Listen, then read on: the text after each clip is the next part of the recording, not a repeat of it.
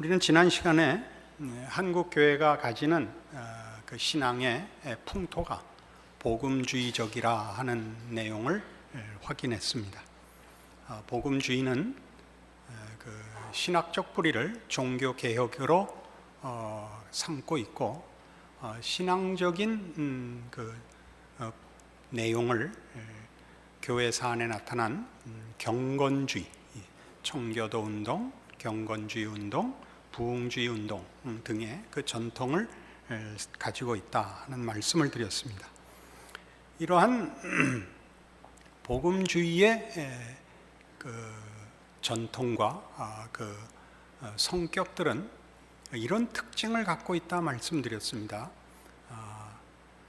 회심, 체험,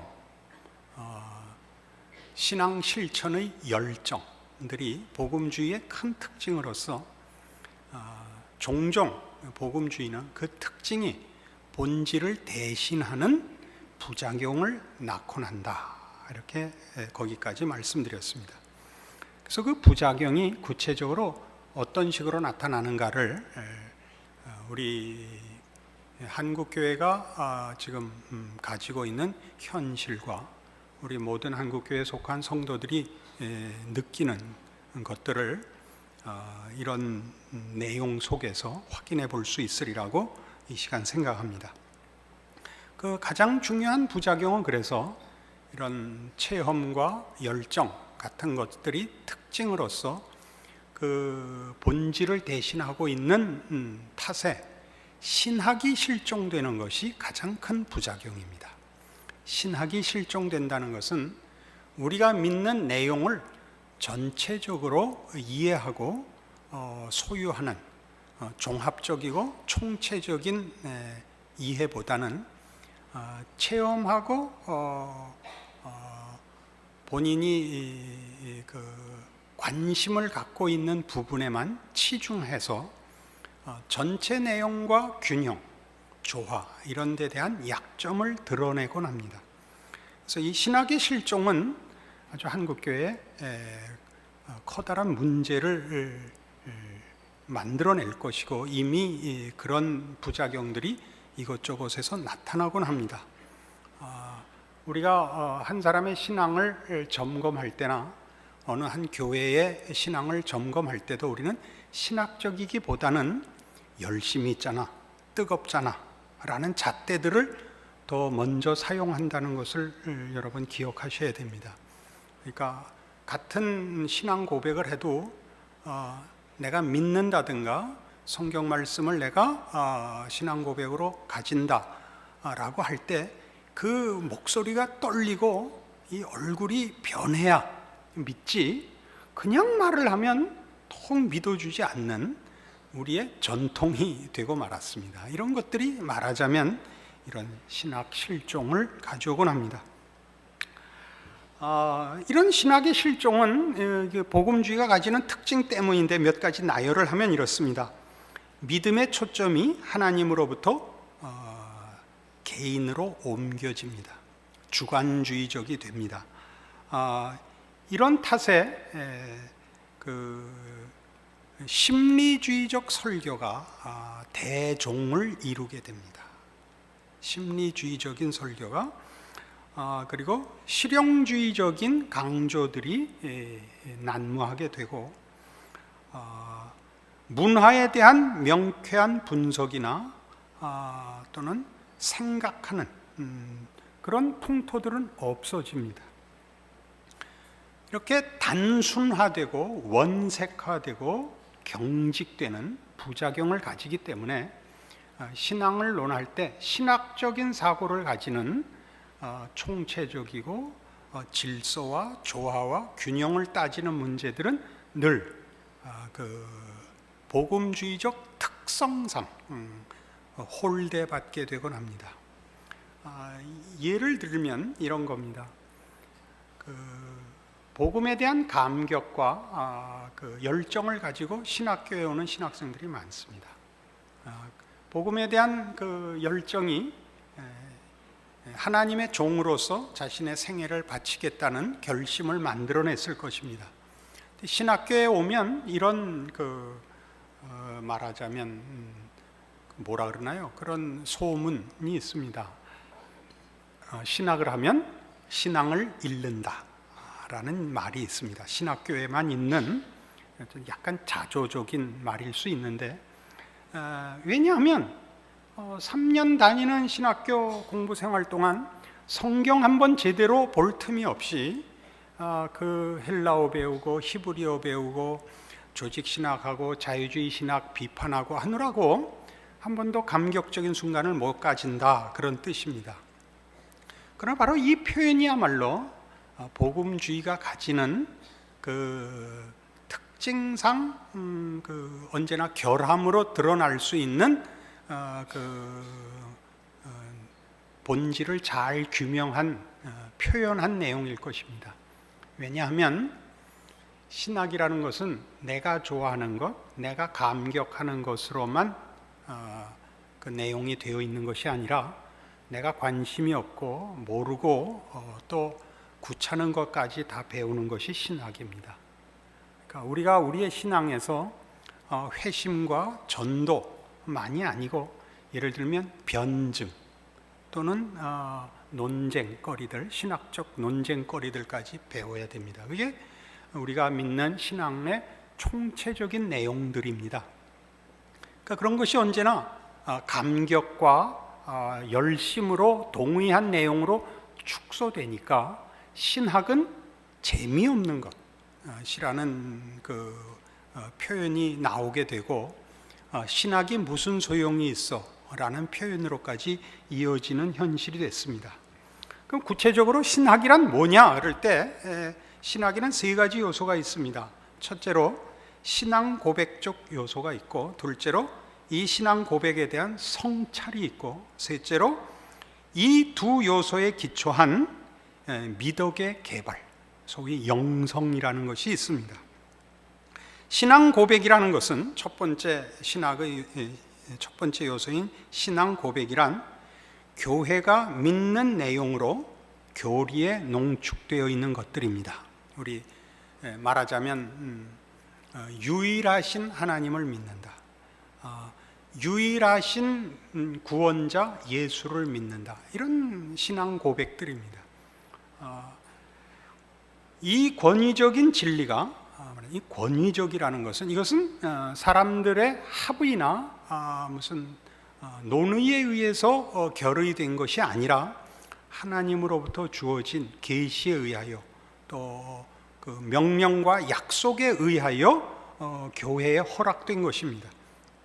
이 권위적인 진리가 기독교 생활과 실천의 중심입니다. 권위적입니다.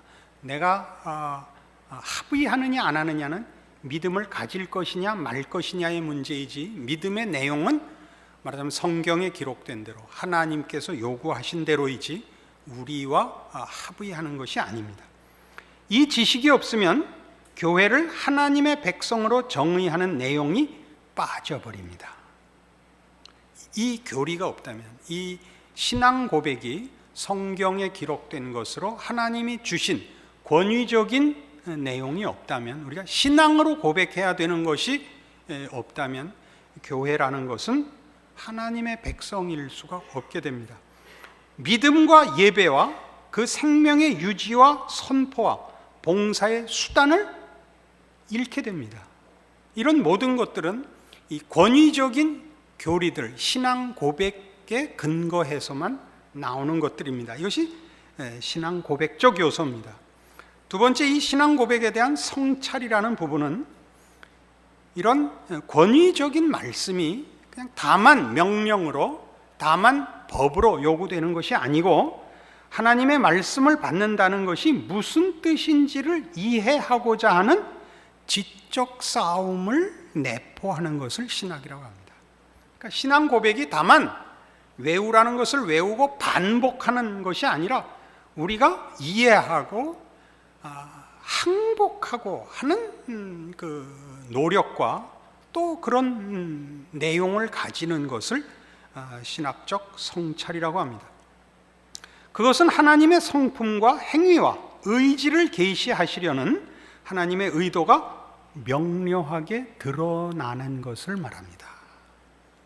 이런 것들이 명료하게 드러나야 되는데, 과거에 하나님이 교회 가운데 일하시고 역사하신 사실에서부터 현재의 교회의 중심을 찾아 과거의 영적인 부요를 모으며 현재를 절대화하지 않고 상대화해 줄 수 있도록 만드는 반성적 성찰입니다. 현재를 절대화한다는 것은 지금 우리의 현실이 그것이 기준이 아니고 역사 전체를 통하여 검증된, 그리하여 하나님의 말씀이 의도한 바를 긴 세월에 걸쳐서 확인한 것으로 기준을 삼는 이런 성찰을 신학적 성찰이라고 합니다. 세 번째로 삶의 지혜 혹은 영성이라고 하는 세 번째 요소는 기독교적인 실천이 신앙 고백의 기둥 위에 건설되는 것입니다. 또한 성찰의 발판에 둘러싸이게 만드는 지혜를 구성하는 덕목입니다. 이것이 영성입니다. 영성이라는 것은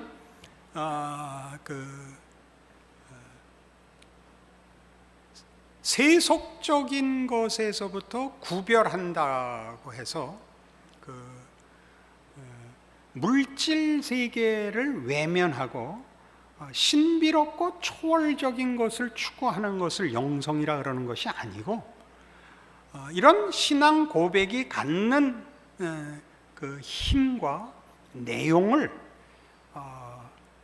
우리의 존재와 생애에 또는 우리가 사는 세상에 담아내는 지혜와 실력을 영성이라고 합니다.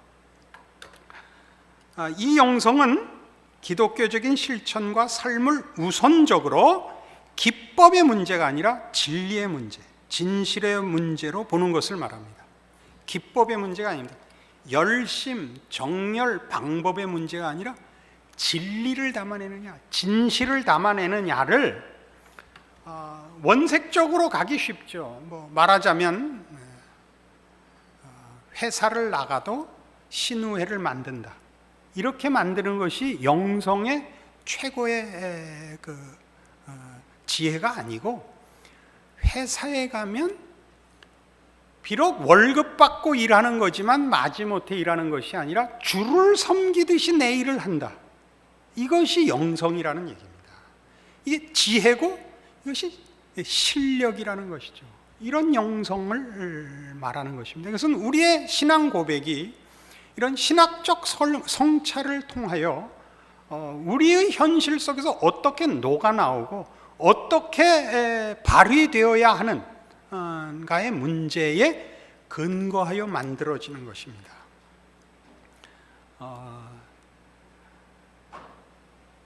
생각과 실천이 연합하는 그런 것을 영성이라고 합니다.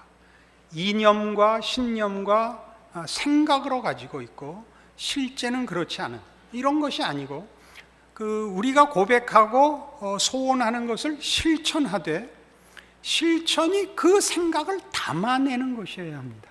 이건 상당히 어려운 싸움일 것입니다. 이 부분은 우리가 한국교회가 두고두고 이제 더 많이 연구해야 됩니다. 삶의 정황이 그때마다 다르고 우리가 사는 시대의 정신과 그때의 풍조가 다른 그런 문화 속에서 어떻게 우리가 믿는 바를 제대로 우리의 내용을 담아낼 수 있느냐 하는 것들은 그건 굉장한 실력을 요구하고 또 연구해야 되는 것들입니다. 이런 일들이 너무 없습니다. 우리는 한국교회는 그런 면에서 아직도 신앙적 실력의 깊이가 그렇게 깊지 않습니다. 비판하고 부정하려고 하는 얘기가 아니라 현실을 직시하게 하려고 하는 얘기입니다. 우리는 바로 얼마 전까지만 해도 예수 천당이라는 거 하나 외에는 우리의 신앙을 증명하는 방법을, 그리고 우리가 가진 신앙을 자랑하는 방법을 갖지 못했습니다.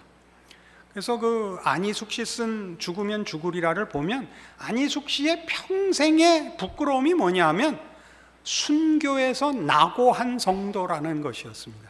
죽어야 되는데 못 죽었다는 거죠. 죽는 게 신앙은 아닙니다. 죽음을 놓고도 나는 이 신앙을 포기하지 않겠다는 맞습니다. 그러나 죽음으로밖에 신앙을 증명할 길이 없으면 그러면 어떻게 후손에게 연결하겠습니까? 그 유언을 하면 그다음에 죽어야 되는 겁니까? 그렇게 갈 수는 없지 않습니까? 살아서 증명해야 되는, 살아서 발휘해야 하는 신앙의 내용과 실력을 개발하지 못했었기 때문에 바로 엊그제까지 그랬고, 이제 그 다음에 만든 한국교회 신앙의 그 설명이랄까, 선포랄까, 자랑이랄까 하는 것은 전도입니다. 그러니까 시도 때도 없이 전도만 얘기하는 거예요. 전도만. 대학부를 맡았었던 젊은 목사 시절에 그 방학 때 이제 뭐 저희 집에 그 학생들을 모아놓고 한 더위니까 수박을 잘라 먹는데 한 왼수가 요따우 질문을 했어요. 목사님, 우리 지금 이 수박 먹지 않아도 죽지 않지 않습니까? 이거예요. 그래. 왜? 이거 아껴서 선교헌금 하십시다. 이거예요. 먹어. 너 수박 먹어. 하나님이 선교사한테 돈 따로 보낼 테니까 걱정 말고 처먹어. 그랬던 기억이 납니다. 그러니까 그렇게 밖에는 우리의 진심을 표현하는 방법을 아직 갖고 있지 못한 한국교회 현실이라는 것을 여러분이 알고 계셔야 됩니다. 그러니까 지금 제가 이렇게 표현하는 것은 어떤 분들에게는 당혹스러울 수 있습니다. 그렇게 밖에는 진심을 설명할 줄 모르는, 표현할 줄 모르는 사람들은 그럼 어떡하란 말인가? 당신같이 그럼 밤낮 당구 치는 게 옳은가? 그러면 참 애매해집니다. 그런 문제는 아닙니다. 제가 당구 쳐서 여러 사람 전도했다고 이미 간증을 한 적이 있는데 그렇게 그런 문제가 아니고 예수를 믿는다는 것이 얼마나 폭넓은 부요한 문제인가 하는 차원의 얘기입니다. 이런 영성이 존재할 때만 주어진 상황 가운데서 기독교적이 된다는 것, 그리스도인이 된다는 것이 무엇인지를 알 수 있는 지혜가 생겨납니다. 이런 영성이 존재할 때만. 그러니까 원색적 싸움, 감동의 싸움이 전부가 아니고 어떻게 누가 더 넓게, 크게, 깊게, 두텁게 예수 믿는다는 것을 채우고, 그러니까 충만케 하고 부욕케 하고 넘치게 할 것이냐라는 싸움에 이제 그 숙제, 문제 이제 여러분들이 직면하고 계시다 이겁니다. 이 문제에 대하여 연결되는 내용으로 저희 신학 실종에 관한 설명을 드리면서 신학의 3대 요소를 이제 설명하고, 이 부분이 잘못됐을 때 어떤 일이 생기는가를 여기 준비한 글로 제가 좀 읽겠습니다. 그런데 현대는 하나님의 객관적인 진리와 시공간의 세계 가운데서 하나님이 자신을 제시한 것에 대한 공적인 고백이라는 신앙 고백이 학문 세계에서 매우 어색한 것이 되었다. 신앙 고백이 권위적으로 하나님이 주신 것으로 주어진 것인데, 계몽주의 이후로 이런 것들은 다 초월이라는 것을 거부하고 합리주의가 되자 신앙 고백은 사라지고 말았던 것입니다. 학문 세계에서 1차적으로 이 일이 일어났습니다. 왜냐하면 학문 세계가 계몽주의의 습관을 고수하고 있기 때문이다. 그리고 흔히 그런 신앙 고백은 좀 더 넓은 사회적 맥락 가운데서도 마찬가지로 당혹스러운 것이 되었다. 왜냐하면 현대성이 무엇이 적당한 것인가에 대한 우리의 감각을 바꾸어 버렸기 때문이다. 그 결과 학문 영역에서 신앙 고백은 그 무게를 상실하거나 아예 사라져 버렸다. 우리가 이 강의를 할 때 제가 세 파트로 나눴습니다. 첫 번째는 계몽주의로부터 시작된 합리주의의 피해, 두 번째는 현대화로 인한 다원주의 사회 속에 살고 있는 현대성이 가지는 절대에 대한 거부, 이렇게 두 번째 했고, 우리 세 번째는 이제 복음주의에 대해서 우리의 신앙의 색깔들, 가지고 우리를 점검하고 있는데, 이 앞에 것들, 계몽주의로 인한 합리주의나 또는 이 현대화로 인한 세속성 혹은 다원주의, 절대를 거부하는 이런 모든 것들이 신앙 고백을 없애버렸습니다. 그럼 신앙 고백이 없어지면 어떻게 되느냐? 자, 여기 이렇게 됩니다. 이와 같이 일단 신앙 고백이 사라져 버리자 신학적 성찰이 새로운 목초지를 찾아 나서게 되었다. 신학적 성찰은 무엇에 대한 성찰이냐면 신앙 고백에 대한 성찰인데, 신앙 고백이 없죠? 무엇을 성찰을 해야 되는지, 무엇을 연구해야 되는지 그 내용과 주제가 없어져 버렸죠. 그래서 새로운 목초지를 찾아 나서게 되었다는 거예요. 새로운 주제를 만들게 되었습니다. 그리고 신학적 성찰이 하나님 말씀의 연구라는 분야를 상실하게 되자 어떻게 됐느냐? 동양적 영성에서 급진 정치학에 이르기까지, 페미니스트 이데올로기에서 환경에 대한 관심에 이르기까지 모든 영역에서 신학적 성찰의 주제를 찾게 되었다. 여러분, 그런 대표적인 이런 사례는 민중신학 이런 것들입니다. 이런 것들은 전부 원래 신앙 고백을 성찰의 주제로 삼아야 하는 신학의 가장 중요한 작업이 신앙 고백으로서 인정하지 않게 되자 성찰할 내용을 가지지 못하게 됐습니다. 그래서 성찰할 내용을 우리가 만들기 시작했죠. 그러자 그래서 결국 사회적인 것이 되고 말았습니다. 사회적인 것. 그러니까 사회 안에 일어나는 모든 것, 하다못해 환경, 계급, 인종 이런 것들이 신학적 주제가 되고 말았다고요. 참으로 무서운 일이죠. 그래서 신앙 고백이 사라진다는 건 참으로 무섭습니다. 더욱이 계급적인 관심사가 교회와 학문 세계에 끼어들어서 그 간격을 벌려놓았다. 그 결과 신앙 고백의 실천에 대한 책임과 그 토대를 잃어버린 학문 세계에서의 신학적 성찰은 그들 사이의 내적인 대화를 그 바깥에 있는 사람으로서는 도저히 이해할 수 없는 특별한 관심을 가진 사람들의 작은 세계에 맡기게 되었다. 그러니까 인생을 설명하고 인간을 설명하고 역사를 설명하고 하는 우리 삶의 전 영역을 담아내야 할 신학이 또는 신앙이 이제는 조그마한 주제들로 스스로 그 책임의 한계를 좁혀서 노동운동 같은 데가 있는 거죠. 필요합니다. 그러나 그것이 신학이 해야 할 중심된 내용은 아닙니다. 그러니까 글쎄요, 굉장히 어려운 내용인데 무슨 어디였죠? 그 미 공군 연습장 노근리였네? 정확히 이름이 모르겠는데 그거 가서 뭐 미군 부대 이전해라, 뭐 미군 철수해라 이런 것들은 신학의 주제가 아닙니다. 그건 신앙 고백이 아닙니다. 그 내용은 미국 편을 들 것이냐 말 것이냐는 신앙 고백에 들어있질 않습니다. 그러나 이런 것들이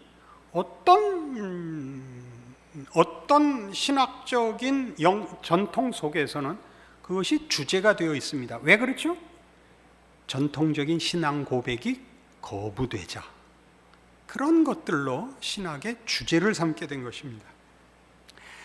그리고 교회는 어떻게 됐느냐면 심리치유의 시대가 가져온 만병통치약이 신앙 고백을 대신하게 되었습니다. 심리치료, 설교가 심리학화되면서 기독교 신앙의 의미는 개인화되기 시작했다. 단 한 차례의 일격에 신앙 고백은 빠져버리고 신학적 성찰은 주로 한 개인의 자아에 대한 생각으로 축소되었다. 그러니까 신앙 고백은 전부 뭐가 됐다고요? 주관주의가 되고 개인 체험이 되고 개인의 기호와 관심사로 축소되고 말았습니다. 하나님의 일하심 속으로 부름을 받아서 모든 신앙 고백이 하나님을 알고 예수 그리스도 안에서 동일해지는 신앙 고백은 없어지고 각자의 신앙 고백들이 남게 되었습니다. 그리고 모두가 원하는 그냥 쉽게 복 받아라가 되고 말았죠. 나중에 또 따져보겠습니다만, 그래서 복은 각각 다른 겁니다. 어떤 사람한테는 건강이고 어떤 사람에게는 성공이고 어떤 사람에게는 뭐 이빨 낳는 거고 뭐 실제로 뭐죠? 산프라치가 금리빨이 된다까지 나오지 않았습니다. 이런 어처구니 없는 데까지 나오는 것이 그 괜히 나온 것이 아닙니다. 한국 교회도 신학이 실종되고 있기 때문입니다. 그리하여 목회자는 오늘날 현대성이 존경하고 사모하는 바를 구현하고자 애쓰고 있습니다. 현대성이 존경하고 사모하는 그게 뭐냐? 이 문화가 가장 찬탄하는 두 가지 유형, 즉 경영자와 심리학자 유형에 비추어서 목회 사역을 재정의하고 있습니다. 경영자요, 심리학자가 되고 말았습니다. 목사들은 이게 다 죽여버려야 됩니다. 다 죽여야 되는데 하나님 하시는 일은 알 수가 없습니다. 원래부터 괜찮은 사람은 없습니다. 이런 과정을 거쳐서 나중에 훌륭해질 수 있기 때문에 우리는 오늘 심판의 칼을 빼서는 안 됩니다. 저도 옛날을 돌아보면 잘했다는 생각은 거의 안 들고 창피하다는 생각은 참 많이 듭니다. 그러니까 우리가 이게 쉽게 할 얘기는 아닙니다. 그러나 이런 걸 정리하고 이해하지 않고 크는 것은 안 되며, 또 어쨌든 지금 당장은 어떤 분들에게는 이것이 공격하는 것이 될 수 있을지 몰라도 어쨌든 해야 되는 말이고, 한국교회와 성도 여러분들을 위해서 꼭 가르쳐야 하는 내용입니다. 신앙의 실천이 무엇을 의미해야 하는지를 정의하고 그 내용을 규제함에 있어서 이 현대적 지혜가 신앙 고백을 대신하게 되고, 하나님 말씀의 진리를 현대 생활의 과정에 연결하는 힘든 작업이 좌절되자 신학은 다시 한번 위기를 맞이했다. 그리하여 신학에 남은 것은 모두 과거의 지혜가 남긴 빈 껍데기뿐이다. 이것이 바로 신학의 축소 과정이다.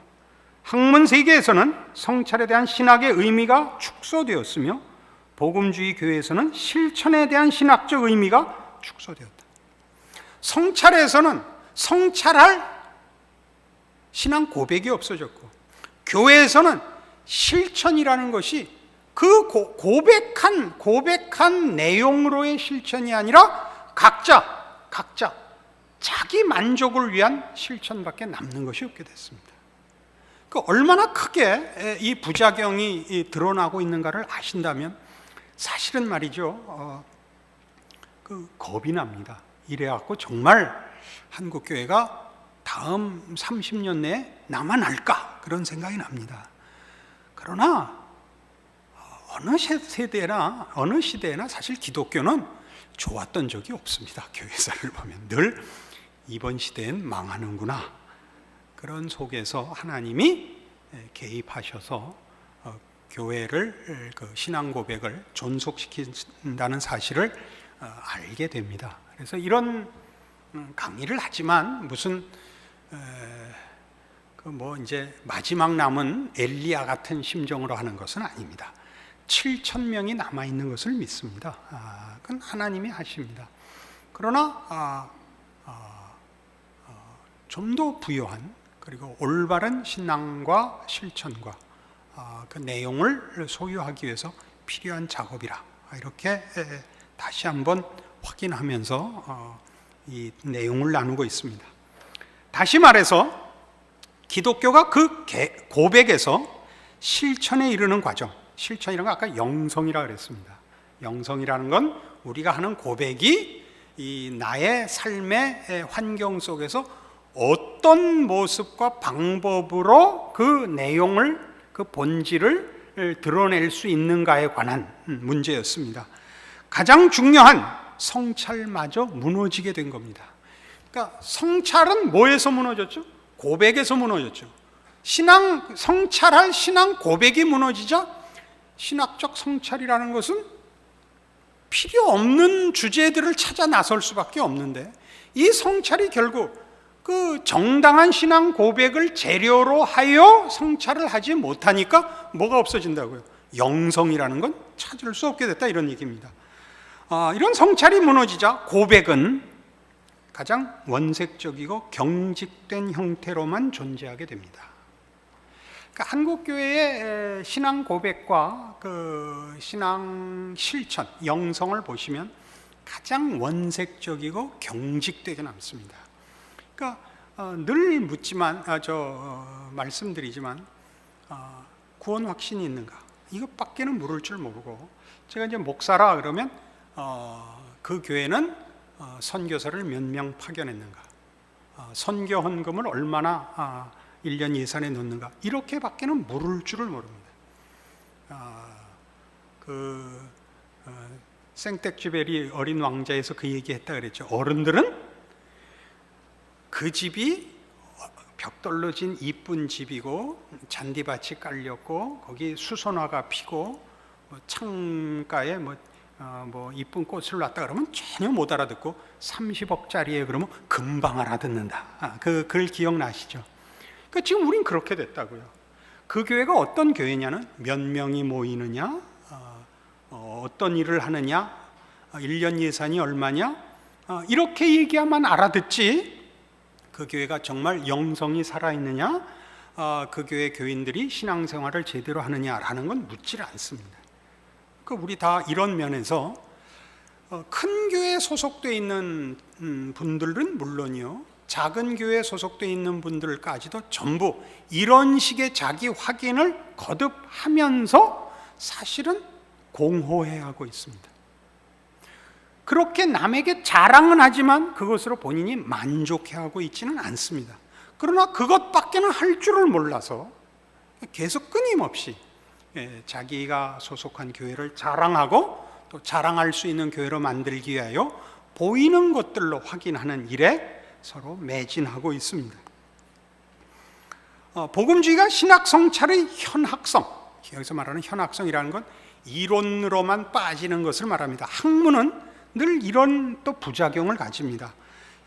복음주의는 신학 성찰의 현학성을 지적하고, 즉 신학이 이론화되기만 하고 관념화되고 실천의 힘을 상실한 것을 지적하고, 기독교 신앙이 갖는 그 영성이 갖는 생명의 역동성을 강조한 것이 복음주의입니다. 그렇지 않습니까? 복음주의가 신학 성찰의 현학성을 지적하고 실천적 영성을 주장했으나, 이런 신앙 고백과 성찰이 무너지자 실천적 요구가 대중성, 상업성, 실용성을 수용하는 결과를 낳게 됩니다. 지켜야 하고 확인해야 하고 누려야 할 하나님이 약속하시고 부른 내용들을 상실하자 우리는 이것밖에는, 우리가 만들 수 있는 건 이것밖에 없는 겁니다. 사회학적이고 주관적이고 개인적인 만족 외에 더 이상 목표할 것도 내용으로 할 것도 없게 되는 것입니다. 지금 한국교회에 만연한 할렐루야를 보십시오. 할렐루야를 어느 때 하는가 보십시오. 거기 하나님의 하나님 되심이, 그러니까 모든 성도들의 삶 전체를 포함하는 그 주권과 그 은혜의 무한하심으로 확인되는 할렐루야가 아니라 각 개인의 소원과 각 개인의 그 문제가 해결되는 것에 할렐루야죠, 다. 그러니까 전부 다르죠, 할렐루야. 그래서 할렐루야가 요새는 그 톤이 바뀌었더라고요. 이렇게 옛날에 할렐루야가 굉장히 감동적인 그 할렐루야, 적어도 이렇게 했으니 요새는 할렐루야 이렇게 돼버렸죠. 이제 나중에 이게 뭐가 될지 모릅니다. How are you? 이렇게 될 겁니다. 그러니까 말을 하다 보면 너무 여기에 걸려 있는 분들에게 상처를 줄 수 있습니다만은, 어쨌든 우리 다 같이 이 문제는 넘어서야 됩니다.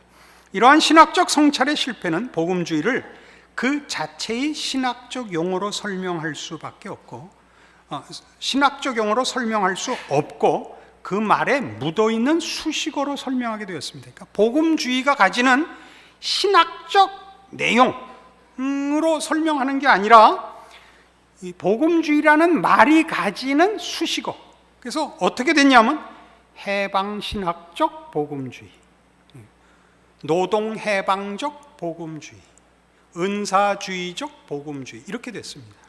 그러니까 요즘 그 내다 붙이는 벌써 꽤 된 이제 한 20년 이상 한국 교회가 가지는 전통이 됐습니다만 집회 안내 플랜카드를 보시면 우리가 추구하는 것들 은사, 치유, 성령 충만, 모든 기도 응답, 대은사 집회 이렇게 됐죠. 그러니까 수식어로 돼 있다니까요. 본질은 없어졌어요. 본질은 없어져서 1차적으로 우리 입맛에 맞는데 영혼 깊은 만족이 없다니까요. 이걸 잃으면 교회는 교회일 수 없게 됩니다. 처음에 얘기한 것 같이 신앙 고백에 빠지면 교회는 교회일 수 없고 성도들은 성도일 수 없게 됩니다. 그러니까 참 심각한 문제이죠. 결국 이러한 모든 문제는 현대 복음주의가 세속화된 탓입니다. 어떻게 하다 이렇게 세속화되었는가는 어떻게 하다는 우리 따질 필요 없습니다. 세속화됐다는 걸 알아야 됩니다. 세속화됐다는 것은 인간을 만물의 척도로 생각하는 세속적 휴머니즘으로 기독교의 가장 중요한 기준을 삼게 되었다 그런 뜻입니다. 그래서 앞에서도 잠깐 언급했다시피 하나님과 자아에 대한 견해가 바뀌었습니다. 하나님이 주인이 아니고 우리가 주인이고 하나님은 우리의 소원을 이루어주는 우리보다 더 큰 힘을 가진 종이 됐습니다. 그렇죠? 인간 본성에 대한 성경의 설명을 부인합니다. 죄인이라는 말을 부인하고 자기 중심적 개인주의와 세속적 자율성으로 우리의 신앙의 원리를 삼고 있습니다. 자기 중심적 개인주의와 세속적 자율성이라는 것은 이게 말이 좀 이렇게 글 쓰는 표현입니다만 여러분 이해할 수 있는 대표적인 예가 적극적 사고방식입니다. 적극적 사고방식이라는 것은 믿음과 다른 겁니다. 믿음은 믿음의 대상에 관한 것입니다. 적극적 사고방식은 자기를 격려하는 것입니다. 할 수 있어. 할 수 있어. 할 수 있거든이 무슨 말이냐? 믿는 자에게는 능치 못할 일이 없느니라는 거기서 믿음의 동원은 나를 부추기는 것이 아니라 믿음의 대상인 하나님이 무엇이든지 할 수 있다는 근데 뿌리를 둔 것인데 할 수 있거든이 무슨 말이냐를 자기한테다 하는 거죠. 자기한테다. 기도하면 된다 하니까 기도를 하나님 앞에 하는 게 아니라 자기한테 하는 거죠. 왜 주저앉아 있느냐? 신자가 그래서 되겠느냐? 그리고 자기한테 기도를 하는 꼴이 돼서 그래서 아마 통성기도가 생겼을 겁니다. 들으라고 하는 기도가 아니잖아요. 들으라고 하는 기도가 아니라 아우성을 쳐서 모든 잡념과 정상적인 사고의 체계를 무너뜨려 할 수 있다고 믿고 돌아가게 만드는 그런 자기 최면에 불과합니다. 이건 제가 암만 심하게 말해도 괜찮습니다. 그래서 이렇게 아우성을 칠 겁니다. 그리고 기도할 때 손 들고 흔들고는 가서 작두로 다 썰어버려야 된다고 저는 믿습니다. 이렇게 말하지 말자고 기도까지 하고 올라왔는데도 이 부분에 이르면 그만 이렇게 되는 것을 용서하지 마십시오. 또한 율법과 자기 성취를 혼동합니다. 율법이라는 것은 하나님이 요구하는 신앙의 방법이요 내용이요 순종에 대한 가르침입니다. 자기 성취는 하나님의 거룩한 요구가 아니라 내 소원, 내 요구, 내 확인을 위해서 목적하고 열심을 내는 것을 말합니다. 기독교는 더 이상 하나님의 종교가 아니고 믿는 자들의 종교가 되고 있습니다. 또 마지막으로 가장 중요한 것, 죄, 은혜 이런 단어들이 성경적인 의미와 다르게 사용되고 있습니다. 죄란 뭐죠? 죄란 하나님과 분리된 것입니다. 하나님 없이 사는 것입니다. 그러나 현대인에게 죄란 뭐냐면 자기를 과소평가하고 자신을 부정적으로 보는 것을 죄라고 합니다. 죄책감에서 벗어나라 그럽니다. 그러니까 요새는 그 윤리 도덕이 다 무너지고 있죠. 요 근래에 끝난 내 남자의 여자 보십시오. 옛날에는 잘못한 사람이 있었습니다. 바람 피운 남편이 잘못한 것이었는데 이제는 셋 다 바람 피운 남편이나 자리를 지켰던 부인이나 떳떳하게 남의 남편을 뺏어낸 여자나 셋 다 각각의 인생이라고 무슨 이런 정죄라는 기준은 없어졌죠. 각각의 인생이다 이렇게 돼버렸습니다. 이게 참 무서운 겁니다. 그런 걸 보고 나면요 죄 짓는 게 굉장히 쉬워집니다. 그리고 그건 기독교에서는 전혀 용서하지 않는 내용입니다. 우리는 이런 문화와 환경 속에 살고 있습니다. 그래서 결국 한국 복음주의를 논하자면 이제 우리는 이 시점에 이릅니다. 이 신학의 실종은 다만 한 전문 분야의 잘못도 아니고 무슨 목회자 자신의만의 문제가 아니고 한국 교회가 짚고 넘어가야 할 어쩌면 복음주의가 그 정당한 길을 걷기 위해서 늘 경계하고 조심해야 되는 부분에 관한 것인데 그걸 다른게 표현하자면 이렇게 됩니다. 그 정체성의 위기를 맞고 있습니다. 복음주의란 정당한 것이고 가장 괜찮은 우리 기독교 신앙의 한 모습입니다.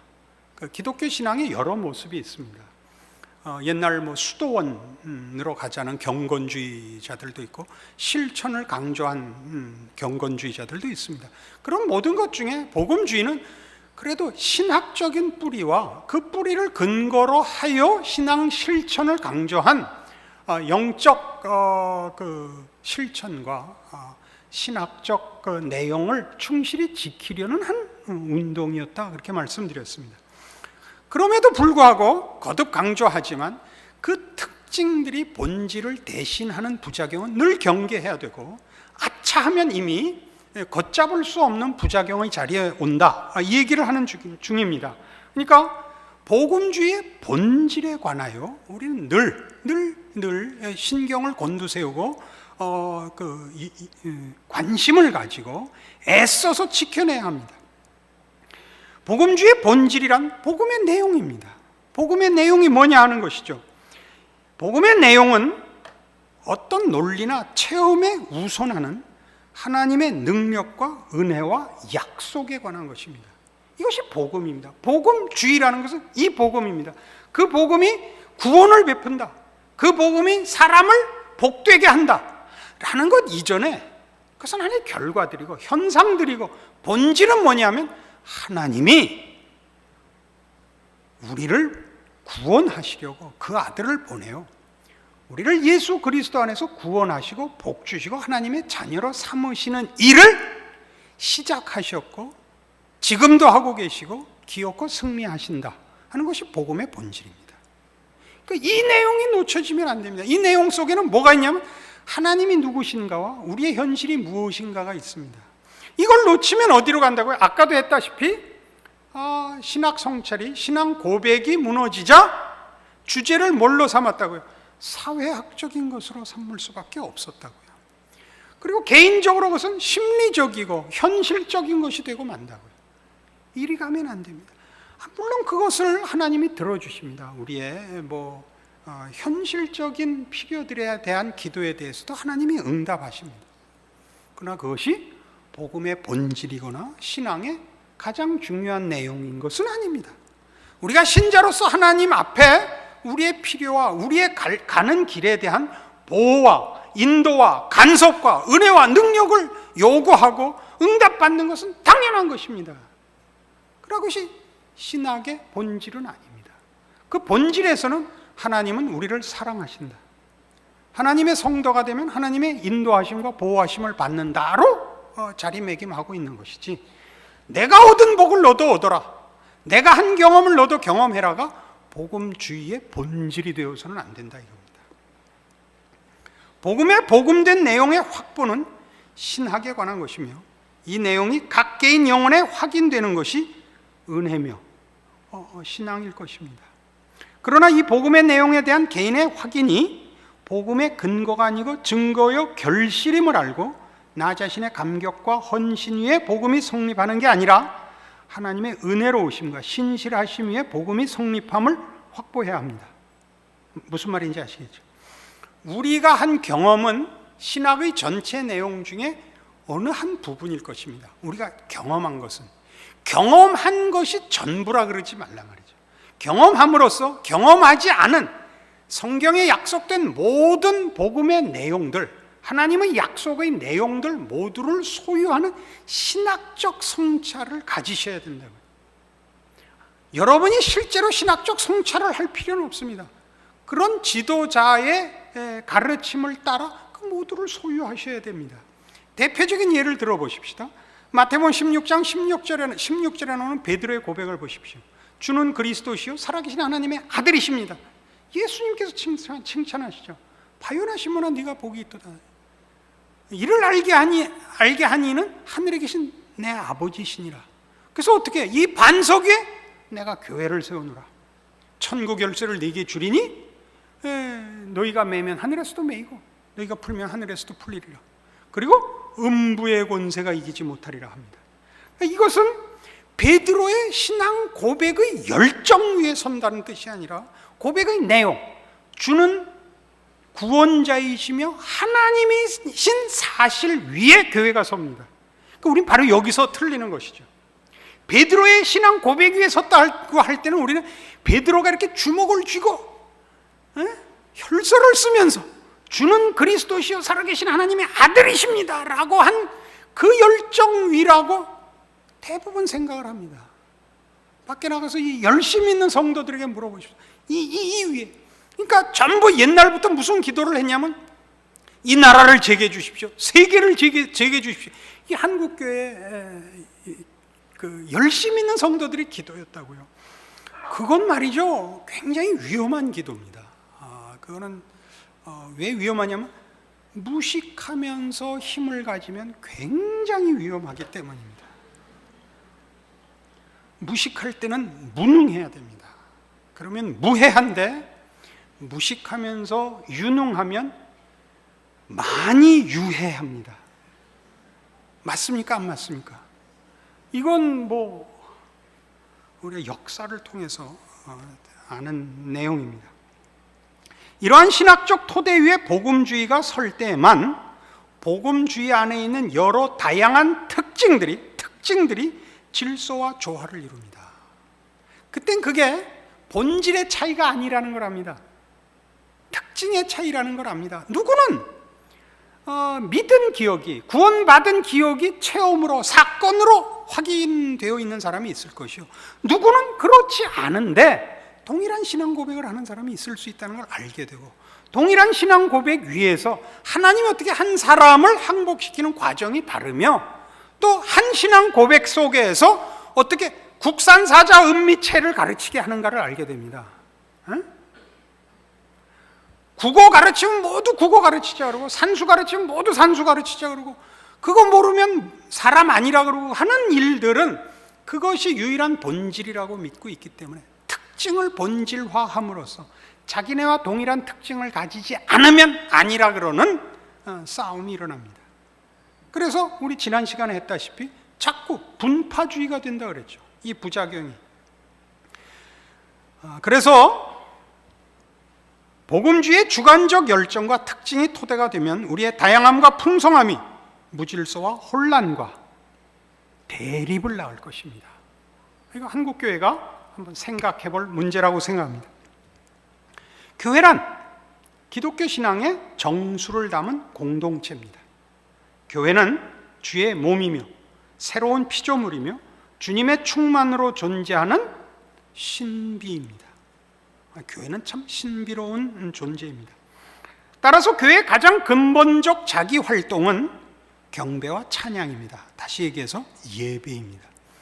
교회의 가장 본질적이고 근본적인 자기 활동이 예배라는 것은 교회라는 것의 성립, 그리고 교회의 정체성의 본질이 하나님의 하나님 되심 위에 서 있다는 뜻입니다.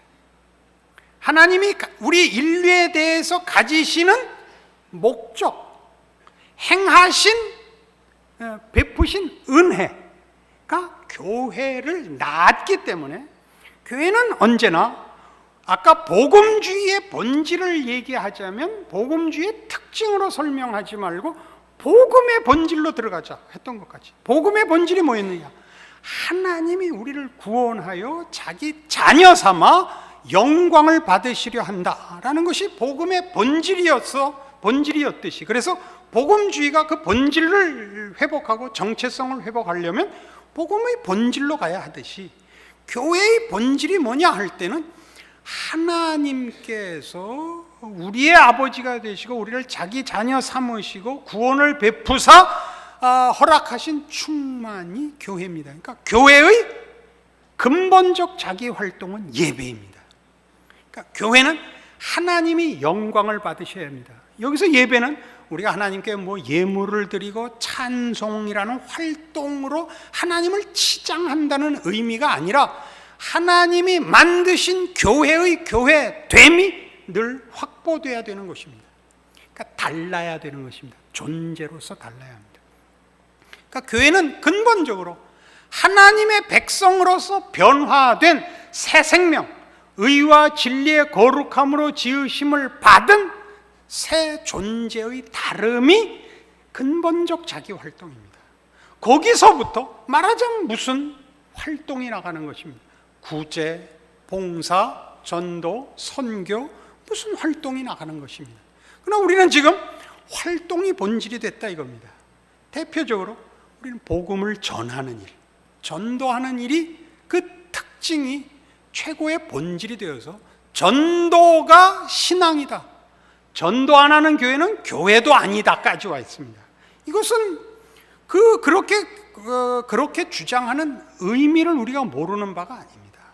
그건 분명히 교회가 해야 할 중요한 임무일 것입니다. 그러나 그것마저도 근본적인 교회의 자기 활동은 아닙니다. 교회란 무엇을 하기 전에 그것을 할 수 있는 존재로서의 만족과 감격과 항복이 있어야 된다 이겁니다. 그러니까 한국 교회가 이 본질을 확보하고 있지 않기 때문에 어떤 문제가 생기느냐 하면 우리의 존재로부터 흘러나가는 일이 있건 없건 존재의 확보, 그 정체성의 확인이 갖는 만족감이 있어야 되는데 우리는 일을 할 때만, 종교적 활동을 할 때만 만족과 기쁨이 있고 활동이 중단되면 존재로서의 그 내용을 확보한 존재로서의 자기 확인이 없습니다. 그래서 끊임없이 일을 시켜야 됩니다. 돌아야만 되는 팽이처럼, 돌아야만 서 있는 팽이처럼, 그러니까 돌지 않으면 쓰러지는 팽이요, 달려야만 서 있는 자전거처럼, 달리지 않으면 자전거가 넘어지는 것처럼 우리 끊임없이 교인을 돌려야 되는 겁니다. 교인 스스로도 끊임없이 일을 해야만 신자인 것 같고 신앙생활을 하는 것 같고 내비두면 어쩔 줄을 모릅니다. 어쩔 줄을 몰라요. 저희는 여름 수양회를 가면 우린 수양회를 철저히 놀러 갑니다. 왜냐하면 평소에 하도 열심히 신앙생활을 하기 때문에 1년에 한 짧은 기간을 내서 쉬러 가고 교제하러 갑니다. 이렇게 가면요 대부분의 성도들은 어쩔 줄을 모릅니다. 그래서 이번에는 여러분이 요청을 해서 행사위원장에게 신문고를 두들겨서 탄원을 해왔습니다. 통성기도 한번 하자고. 기어코 통성기도는 못했습니다. 그 시간마저, 그 기도 시간은 허락했으나 그 기도 시간마저 통성기도를 왜 해야 되느냐고 악을 써버리는 바람에 그저 잠잠히 기도회를 했습니다.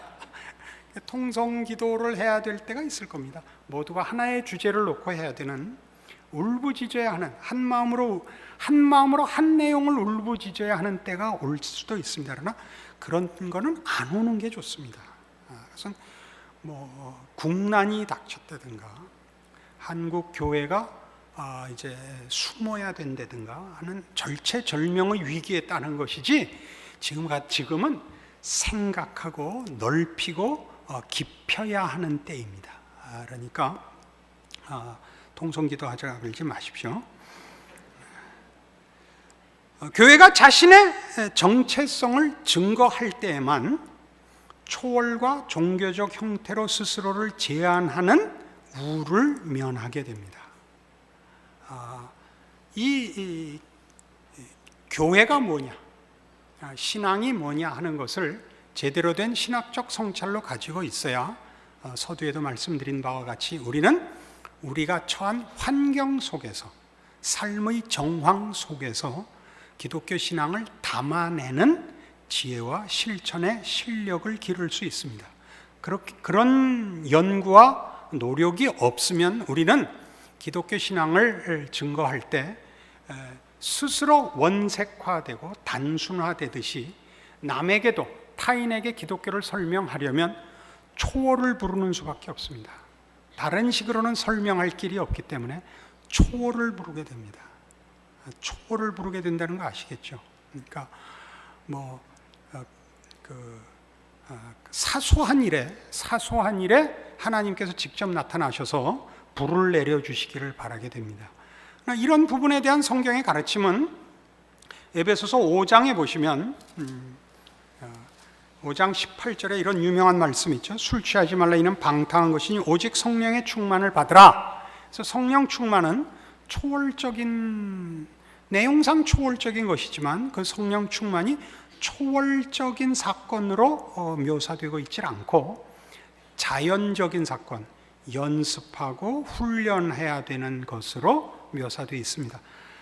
집에 가셔서 에베소서 5장 전체를 읽어보시면 이 18절에 이르도록 생각하라, 분별해라, 깨어있어라, 연습해라의 반복 속에 그 결론으로 성령 충만이 등장하는 것을 보게 됩니다. 특별히 18절 자체에도 성령 충만을 뭐와 비교하느냐 하면 술 취하지 말라와 대비시키는데, 술에 취한다는 것은 방탕한 것으로 부도덕하다는 뜻이 아니라, 방탕은 여기서 낭비한다는 뜻입니다. 그러니까 술에 취하면 제정신이 아니고 그때는 무슨 훈련과 분별이 불가능합니다. 그러지 않는 것으로 성령 충만이 명령되고 있다는 것 기억하셔야 됩니다. 한국교회는 바로 이 성경 구절 기억해야 할 것입니다. 주관적 감격과 체험에도 머무르지 않아야 됩니다. 주관적 감격과 체험에 머무르지 않는다는 것은 우리가 교회가 가진 올바른 정체성, 그 복음의 본질을 소유하고 있다면 우리는 우리의 감격으로 감격을 결과시키려고 그러지 않게 될 것입니다. 내가 얼마나 기쁜가를 눈물 흘려서 상대방을 감동시키고, 내가 겪은 체험이 얼마나 드라마틱한 것인가로 상대방을 항복시키는 것이 아니라 어떻게 변했는가, 옛날과 지금이 어떻게 다른가로 상대방을 항복시킬 수 있게 될 것입니다. 이것이 제일 큰 문제죠.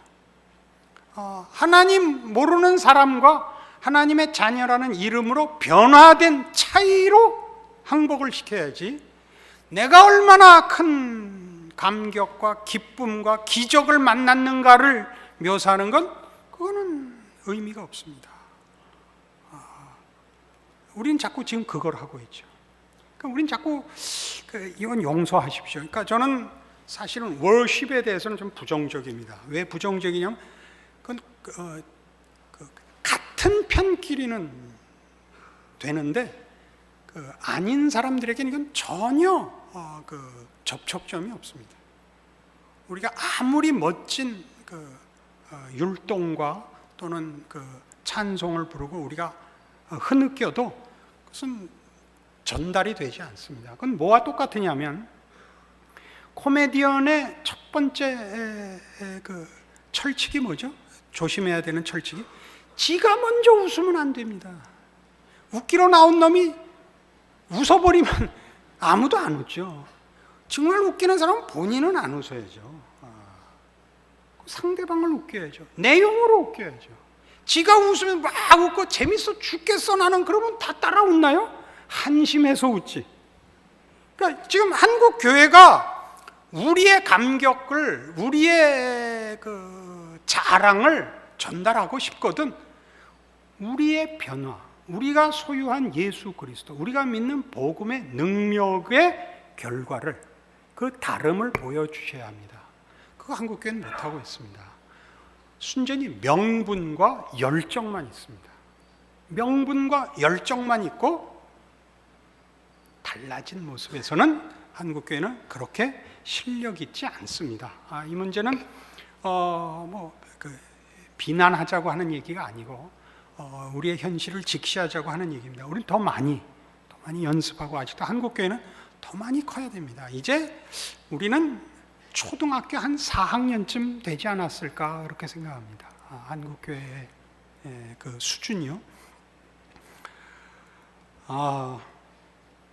그러니까 이런 내용들을 우리가 다 확인해 보면 우리는 조금 더 구체적으로 이런 한국교회의 현실, 신학적, 신앙적 수준, 또 복음주의가 가진 강점들이 오히려 부작용을 낳는 문제들에 대하여 우리가 정말 그 문제점들을 확인하고, 그런 차원에서 우리가 위기에 있구나라는 생각을 아니할 수가 없습니다.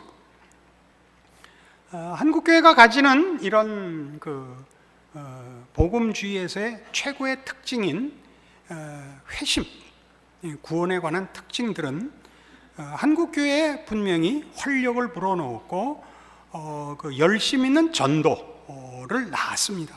이건 100번 칭찬 들어 옳습니다. 그러나 우리가 이 부분을 신학 전체를 놓고 보자면, 그리고 신앙 실천의 전체 내용을 놓고 보자면 죄 관리의 복음이라 이렇게 얘기합니다. 죄 관리의 복음.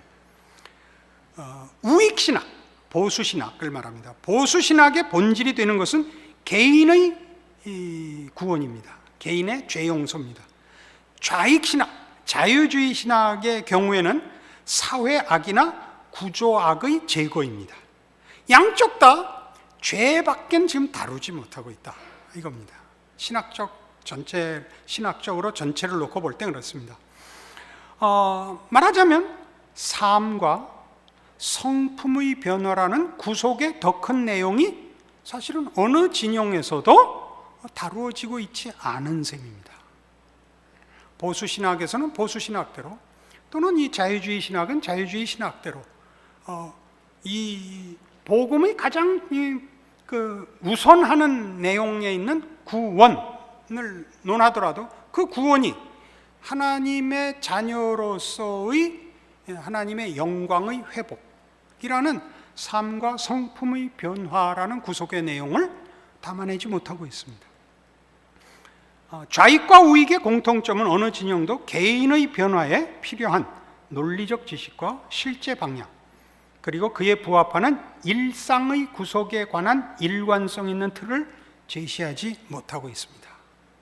이게 지금 문제입니다. 우리 맨 처음 시작할 때부터 했다시피 우리는 세계관으로 기독교를 설명해내지 못하고 있습니다. 성경은 분명 풍성한 삶과 순종을 향한 개인의 변화를 강조하고 있는데도 성품의 변화보다는 단절된 체험의 연속으로 만족하는 이들을 양산하고 있습니다. 단절된 체험이라는 것은 그것이 큰 내용을, 삶과 인생 전체를 담아내는 역할을 하는 체험과 내용이 되지를 못하고 그때그때 필요해 쓰이는 일회용 체험들 밖에는 만들어내지 못하고 있습니다.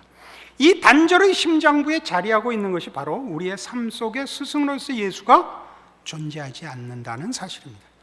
그러니까 예수를 구원 얻을 때 한 번 써먹고는 끝인 겁니다. 예수님께서 보이신 공생에서의 그의 삶이 가지는 구원받은 성도들이 본받아야 하는 삶의 모습으로서, 그래서 스승으로서의 예수는 없는 것입니다. 삶과 신앙의 분리, 교회 내에 스승으로서의 예수의 부재는 악한 세상이나 사회 압제로 말미암은 것도 아니요, 일반 성도들의 잘못도 아니요, 현대교회 설교에서 줄기차게 주장하는 왜곡된 내용으로 말미암았다라고 누군가가 아주 신랄하게 비평했습니다. 목사들 너희 잘못이다. 그래서 저는 맞습니다. 그렇게 고백하고 이 자리에 섰습니다. 죄관리 복음에 완전히 사로잡혀 있는 사이에 일과 직업과 사회의 한복판을 살아가도록 현재적 영성으로 부르시는 예수의 초청은 대부분 무시되고 외면되고 있습니다. 그러니까 우리의 신앙적 헌신은 다 특별한 일, 그러니까 명분과 형태에서 종교적인 일로 부름을 받지, 일상 속에서, 사회 속에서, 세상 속에서 내 자리에서 해야 하는 신앙생활이라는 건 없는 것입니다. 그러죠? 그러니까 이건 우리는 죄관리 복음 아래 있다, 이렇게 이 글을 쓰신 이는 그렇게 표현했습니다. 우리는 하나님 나라의 삶의 현재적 실체를 예수의 말씀과 인격을 믿는 믿음을 통해 말과 삶으로 제시해야만 합니다. 세상은 오직 기능만을 요구합니다. 현대가 그렇습니다. 그리고 놀랍게도 기독교 신앙 안에서도 기능만을 요구받고 있습니다. 우린 교회 내에서 세상은, 현대화 속에서의 세상은 효율성만을 따진다라고 다원주의 사회가 된 현대화, 현대성을 다룰 때 우리가 확인했습니다. 근데 교회 내에서도 효율성만을 따집니다. 교회 안에서도 신앙을 능력으로 봅니다. 능력으로. 그 능력은 세상적인 기준에 의한 결과를 낳는 방법입니다. 그렇지 않습니다. 신앙에서는 능력보다 순종과 인내를 앞세웁니다. 그렇죠? 말씀을 붙잡아야 되고 주의 뜻대로 따라야 하는 것이 먼저입니다. 그러나 기능화됐습니다. 현대의 시류를 쫓아가는 한 우리는 삶과 제자도에 대한 예수의 복음에서 의미를 찾지 못하게 될 것입니다. 예수의 사역과 가르치심은 역사 속에 자리한 영혼과 영적 세계의 실체에 바탕을 두고 있습니다. 우리가 자유주의를 비평할 때 이렇게 했습니다. 자유주의란 결국 역사 속에 뿌리를 박은 기독교를 부인한 것입니다. 역사 속에 뿌리를 받았다는 것은 예수가 우리를 구원하기 위하여 이 땅에 오셔서 사람 손에 죽는 겁니다. 기독교의 구원은 이 자연과 초월을 포함한 전 세계와 우주와 영혼을 영역으로 한 구원입니다. 그러니까 요한복음 3장 16절로 얘기를 하자면 하나님이 세상을 이처럼 사랑하사 독생자를 주신 겁니다. 그러니까 우리의 구원은 우리가 살고 있는 이 세계에서 육체를 안고 사는 우리의 존재에서의 구원입니다. 우리는 아직도 완성된 천국을 부여받고 있지 못하기 때문에 대적들 사이에 아직도 죄가 관영한 현실 속에 살고 있지만 우리는 구원받은 하나님의 백성으로 우리의 육신과 인생과 존재를 바쳐 새 사람으로 살아야 할 책임을 지니고 있는 것입니다. 우리는 이미 이 문제를 다루는 그 첫 번째 주제나 두 번째 주제에서 구원이 가지는 의미를 이렇게 확대했습니다. 구원이 창조 질서의 회복이라는 것을 확인했습니다.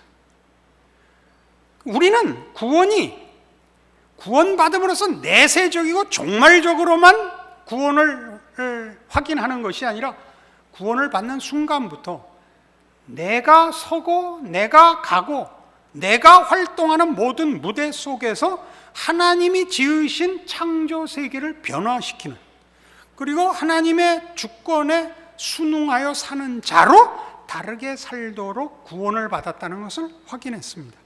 마찬가지로 이 구원은 하나님과의 화목이며 연합이며 이웃과의 화목이며 연합이라는 사실을 확보했습니다. 그렇죠. 그것이 지금 얘기한 요한복음 3장 16절에 말하는 하나님이 세상을 구원하시려고 예수를 보냈다는 말씀일 것입니다. 그것이 오늘 제가 시작하면서 본 에베소서 1장 7절 이하의 이 말씀입니다. 우리가 그리스도 안에서 그의 은혜의 풍성함을 따라 그의 피로 말미암아 구속 곧 죄사함을 받았으니, 이 모든 한국교회 교인들이 잘 그 뜻을 이해하는 구절입니다. 그러나 이 구속은 이는 그가 모든 지혜와 총명으로 우리에게 넘치게 하사 그 뜻의 비밀을 우리에게 알리셨으니 곧 그 기쁘심을 따라 그리스도 안에서 때가 찬 경륜을 위하여 예정하신 것이니, 이 구원은 예수 안에서 하나님께서 허락하셨고 알게 하신 것인데, 그 구원은 10절 하늘에 있는 것이나 땅에 있는 것이 다 그리스도 안에서 통일되게 하려는 구원입니다.